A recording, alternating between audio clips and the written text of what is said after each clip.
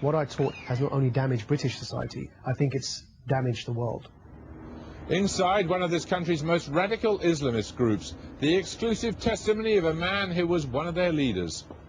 The inside story of how the Hizb-ut-Tahrir organisation sets out to radicalise British youth, foment dissent, and plans for an Islamic superstate ready to enforce its views by violence.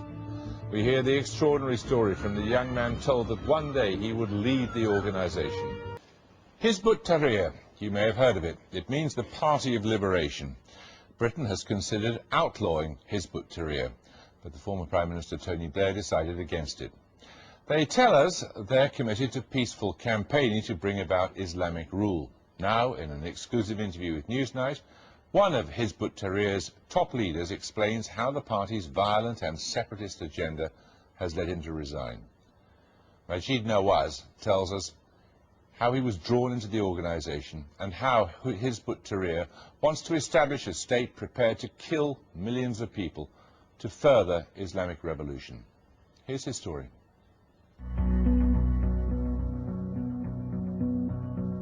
I think that what I taught has not only damaged British society and British Muslim relations and damaged the position of Muslims in this society as British citizens, I think it's damaged the world.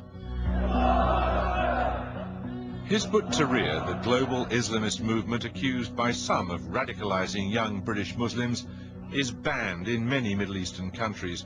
It isn't allowed to hold rallies in Germany, and supporters were convicted in Denmark of anti-Semitic activity. After the July the 7th bombings, Tony Blair moved to ban the organisation in Britain, but the government concluded there was insufficient evidence to do so. The party in Britain is central to exporting the ideology abroad, and I think London and Britain generally serves as a hub for the political and diplomatic aims of Hizb-ut-Tahrir. The debate over proscribing the party has centred on how extreme the movement is and on its stance to violence. It insists that it works through exclusively political means. For 12 years, Maajid Nawaz was inside Hizb-ut-Tahrir, not only propagating their views in Britain, but exporting them to Pakistan and Denmark. He was imprisoned in Egypt for 4 years for being a member of the party. Up until May this year, he was on their leadership committee. They are prepared to, once they've established the state, to fight other countries and to kill people in the pursuit of unifying this state into one state. I was born and raised in Southend-on-Sea in Essex. I had a pretty liberal upbringing. My mother tried to raise me with liberal principles. My father worked abroad in quite a good job in an oil company as an engineer, and pretty much had sort of friends from all walks of life, from all ethnicities and many different backgrounds. In terms of my beliefs, I'd say that I remember actually saying to my friends at the time that I was agnostic. We got to fight the powers that be! Fight the power! Fight the power! Fight the power! I was into hip-hop music, and at the time in the 90s the hip-hop scene was very political, and that sort of politicized my mindset. And on the international level there were many sort of conflict zones that I remember thinking most of them seemed to involve Muslims. And the one that really sort of struck home to me was the conflict in Bosnia. The Muslims in Bosnia were white Muslims, Europeans, for the most part blonde-haired or brown-haired white Muslims. And yet despite that they were identified explicitly as Muslims by the Serbs, and there was a genocide taking place in Bosnia. All of these sort of issues, they raised questions of identity for me. And it was at that time that I came across certain people in Southend, and they sort of aroused my anger in such a way, and then presented a sort of a one solution fixes all sort of idea. And to my 16-year-old, 17-year-old mind at the time, that made a lot of sense. And so it was just after I left school, I began attending study circles organized by people who would address these issues and then present Islam in a manner which I'd never heard it presented before, and that was as an ideology. I wanted to be anti-establishment. And those ideas sort of struck home, and they struck a chord. I felt that I was going to create a massive change in the world.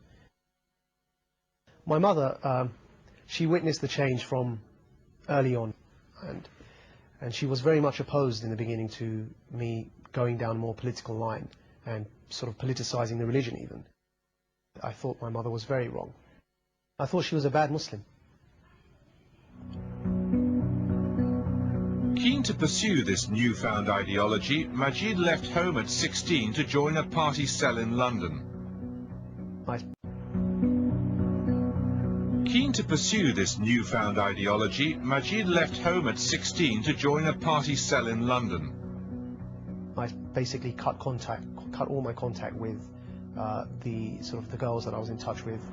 I deliberately attended a college that had a large Muslim population for the specific purpose of propagandizing, and that's why I chose that college in East Ham. At Newham College, Maajid was elected president of the Students' Union, and he and his party colleagues set about transforming the campus.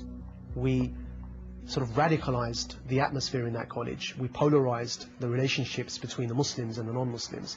And due to that polarization and the way in which we radicalized the youth in the college, I think this sort of assertive Muslim identity was adopted by people who were essentially in the gang culture beforehand anyway.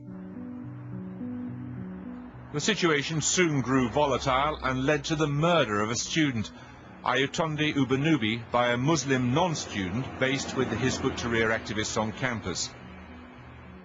I'm not responsible for the murder, but I do feel responsible for creating an atmosphere where such a thing could sort of develop or flourish, such an attitude. Expelled from Newham College, Maajid returned home to finish his A-levels, and in 1997 was accepted at the School of Oriental and African Studies back in London. He recruited for Hizb-ut-Tahrir on campus and became a speaker for the party. There are many things that I propagated to young people that I regret thoroughly. That includes telling them that they're not British, but they're Muslim first, that they should revile being British, and they should speak out against everything British. And I think, to be honest, to be fair to the party, they have moved on slightly from saying that. They used to say that in the 90s. When I was in HT, I said that suicide bombings in Israel were justified. And to my knowledge, that is still HT's stance. I said to people during the 90s that the state of Israel should be abolished. I taught participation in a democratic system was haram. Not just haram, but kufr. Kufr means akin to something which is absolutely un-Islamic. There has been much debate about how extreme Hizb-ut-Tahrir is. Publicly, the party now focuses on condemning dictatorships and tyrannical regimes in the Muslim world, but Maajid Nawaz says that's misleading. The party is religiously opposed to all regimes in the Muslim world, whether they are democratic or dictatorships. And that's a point which isn't really coming across at the moment in their media profiles. That is that they say that they're opposed to dictatorships, but actually they're opposed to all regimes, even Turkey, which is a representative government elected through direct elections. They're opposed to these regimes because these regimes don't implement on a state level their Islamist interpretation of Islam. So therefore Hizb-ut-Tahrir encourages the military in these regimes to overthrow them in a military coup, and it publicly advocates this.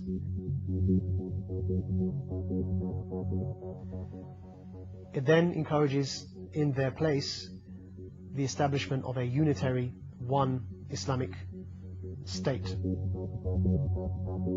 The establishment of the Khilafah, an Islamic state across the Muslim world under Sharia law, is the central aim of Hizb-ut-Tahrir.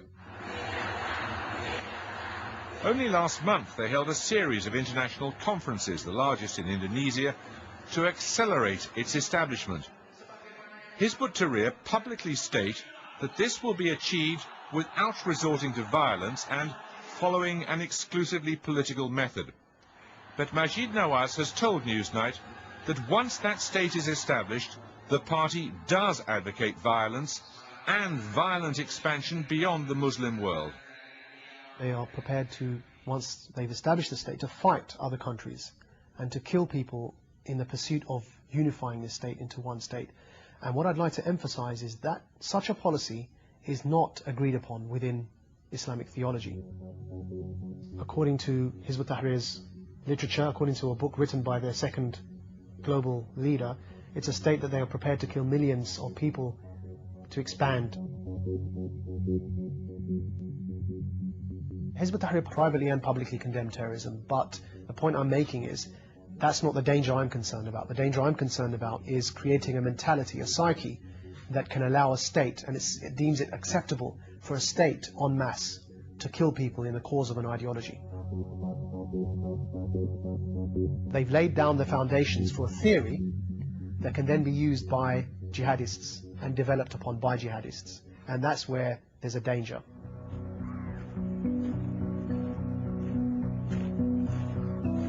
Such an admission of the extreme nature of what Hizb-ut-Tahrir believes has until now not been confirmed due to the closed nature of the party. Members are invited to join, but only after years of private study circles. They must swear an oath to abide by the adopted ideas of the party, known as adoption. Voicing dissent is forbidden, not only in public, but internally before other party members. Being a member of the party was akin to a cultish experience, if you like. And that's because when you have to toe the party line by abiding by their adoption, whether you agree or disagree, it leads to a situation where you're trying to speak to people, but you're not really concerned or interested in what they have to say because you've got your adoption. You know what you have to believe in, you know what you have to propagate, and that's got to be pushed at all costs. The process of attending study circles once a week for 2 hours, it's a process of indoctrination which merges the idea of the religion on the one hand and the politics on the other, and it makes the religion the same as the politics. So if you, psychologically, the member feels that by disagreeing with the politics on a certain matter, he's suddenly become an enemy of the religion.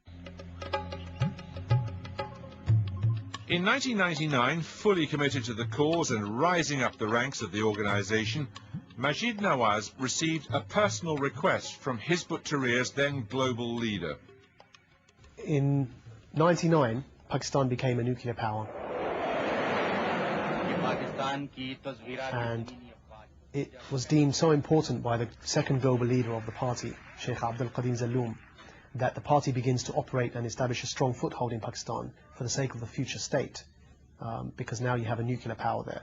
So a direct request came from the party global leader, generally to members in positions of responsibility, but specifically to me as well, to go to Pakistan. So in '99, I went to Pakistan to initiate Hizb-ut-Tahrir in Pakistan. So a direct request came from the party global leader, generally to members in positions of responsibility, but specifically to me as well, to go to Pakistan. So in '99, I went to Pakistan to initiate Hizb-ut-Tahrir in Pakistan. I had some success in Pakistan, to the extent that eventually the ISI put me on their blacklist.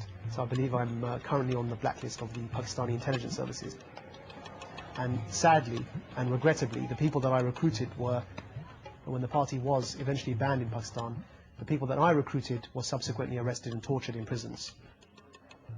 After a year in Pakistan, Maajid returned to his studies in London, but travelled to Denmark every weekend to establish the Danish chapter of Pakistani recruits to Hizb-ut-Tahrir.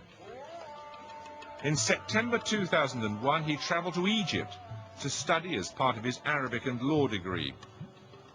I arrived in Egypt one day before the 9/11 attacks, and that sort of affected later on what happened to me there as well. But when I heard about the news of 9/11, I think my initial reaction was one of indifference, to be honest. I was just indifferent to it because I was so angry about the other sort of killings that have been going on in the world.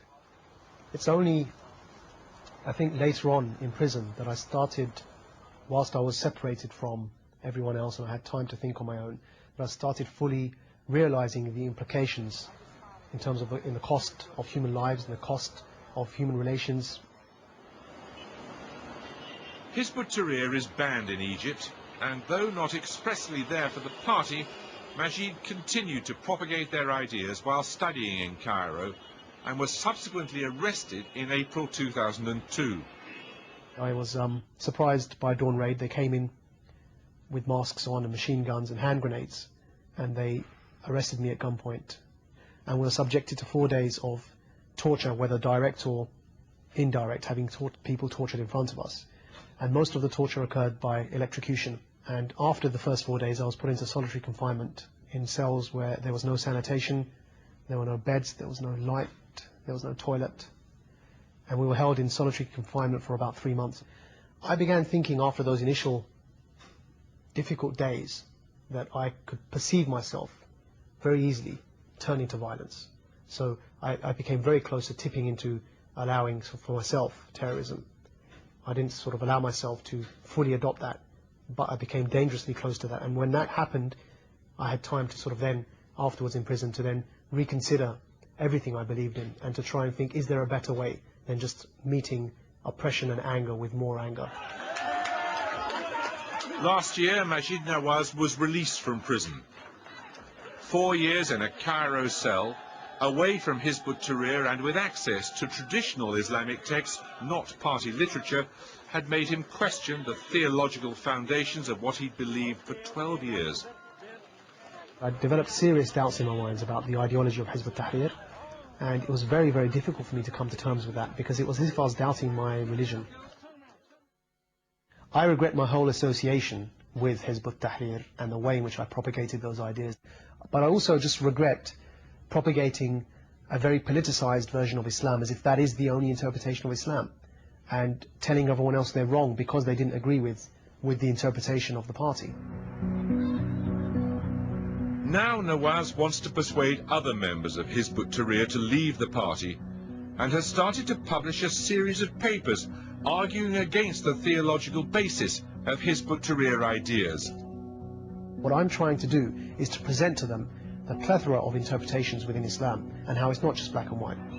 I need to take responsibility for what I did. I played a large part of the spread of the growth of Islamist ideology in Britain amongst the youth. But I will continue to speak out against the oppression of Muslim leaders, dictators in the Muslim world, because that goes hand in hand. Despite his criticisms of the party, Maajid Nawaz is not joining calls for Hizb-ut-Tahrir to be banned in Britain. I expressly and explicitly say to the members I want them to leave Hizb-ut-Tahrir, because I believe Hizb-ut-Tahrir is an obstacle to the Muslim community moving forward, not only in this country, but in the world in general. My ideal scenario would be not to ban the party, but it would be that through the power of discussion and persuasion, that eventually the party would fizzle out in this country and hopefully generally throughout the world. In July this year, Maajid Nawaz finally graduated from university 10 years after he started his degree. I'll just chop it now. Yeah, I'll just chop it. He's back in Southend, restarting his life where he left off at 16. Muslims in Britain need to start taking responsibility for their society. I don't think we should separate ourselves in this society as a separate faction or a fifth column. I'm British, I'm a British Muslim, and I don't see any contradiction between those two terms. Well, we invited Hizb-ut-Tahrir to respond to the revelations in that film, but they didn't want to come on. Instead, they told us that opinion poll after opinion poll indicate that the Muslim world today rejects colonialism, whether manifested through occupation or Western-backed dictators, and is firmly behind Islamic political parties like Hizb-ut-Tahrir, who call for the caliphate, a ruling system that reflects Islam's political and moral standards. The increasing propaganda against the caliphate is a last-ditch attempt by Western governments to prop up these ailing dictators. We are happy to say that such attempts will inevitably fail. We asked the Home Office to respond. They said Hizb-ut-Tahrir remains a group of real concern and as such is kept under continuous review. However distasteful remarks made by organisations are, prescription must be proportionate and based on evidence that a group is concerned in terrorism as defined in the Terrorism Act 2000. We strengthened the law in 2006 to include the unlawful glorification of terrorism.